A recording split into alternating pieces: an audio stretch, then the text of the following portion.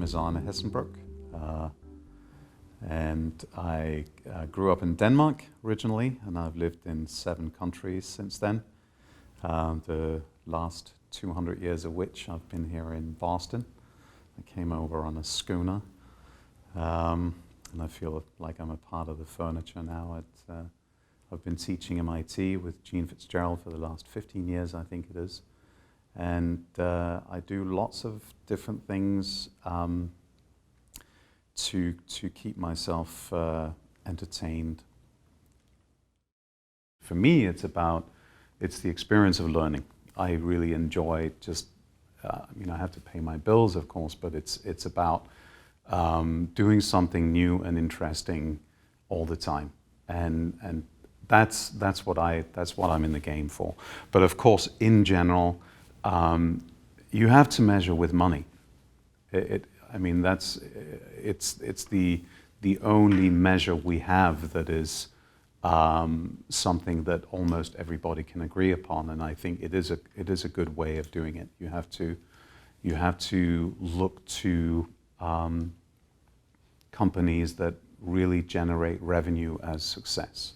So, for example, raising venture capital is not success. It's a step towards success, but actually generating revenue, which means that there are people who are willing to buy your product, so there is a demand for it. You've found a product for which there is a demand in terms of money, is, I think, the measure of success.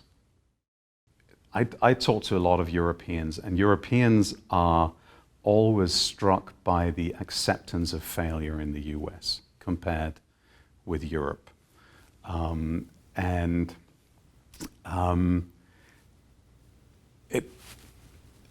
Failure basically is something that we don't want to admit, even to ourselves. We don't like to talk about failure, and we try to actually eliminate it from our thinking about ourselves. We need to, I think. And I think my understanding of it is that in the US, or rather in colonial times in America, the debt was basically Brits lending money to colonial people in America, and the courts here in America were closer to the Americans, and so in the case law, an understanding of the debtor was developed more than an understanding of the creditor. And in Britain and in other countries in Europe, it was the other way around.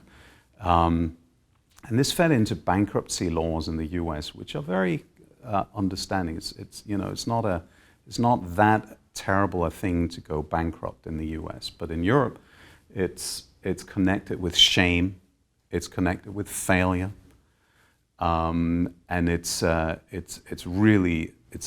bad thing. And this means that the appetite for risk is much, much smaller in Europe. All the Europeans I've talked to come over here are amazed at the acceptance of failure here. And I think there's something interesting in the language also that we've developed. The key word for me is pivot. People talk about pivots. So you know that you have to have a goal as a startup, and you go as fast as you can towards that goal. And then you realize along the way that, this is not going to get to where I want to go, so now I'm going to go in this direction as fast as I can, right?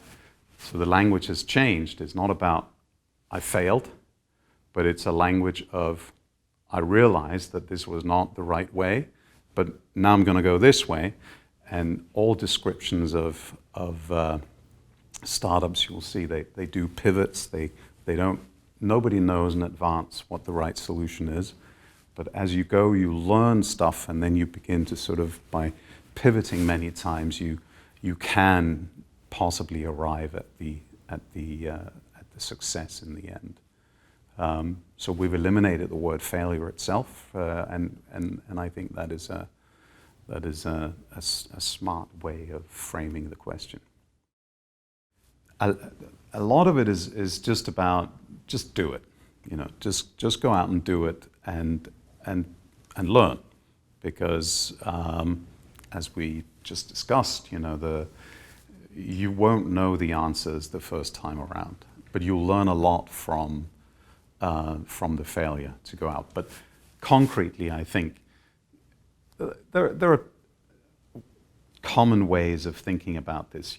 Ideation, coming up with a good idea for an innovation, should ideally be something where you go out and find a pain point, a real pain point in life, something that a customer is willing to pay money for, and then to try to find a solution to that. And then I think that the kind of stuff that we teach in the course is very important, which is about identifying and naming all the many uncertainties that you deal with in technology, in market, in supply chain, in finance, in business model, wherever it could be. But you have to identify all the uncertainties and then try to assess the uncertainty in each of them. I think that's a very useful way of doing it. And the visual tool we use in the course, I think, is a good visual tool, because it helps you keep all the uncertainties in your head, which is a very difficult thing to do. Coming up with a good idea, which is basically finding pain points out in the real market, then really just running with it and learning and trying to keep all the uncertainties in your mind. And then you have to also learn about building teams.